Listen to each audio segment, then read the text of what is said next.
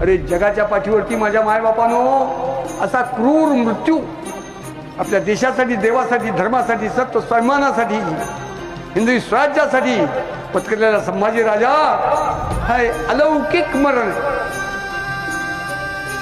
पहिल्या दिवशी पकडल्यापासून शेवटच्या दिवशी तुकडे करेपर्यंत रोज मृत्यूच्या दिशेने बलिदानाच्या मार्गावरती एक एक अवयव तोडला जातोय, नाश होतोय, क्रूर अत्याचार होत आहे.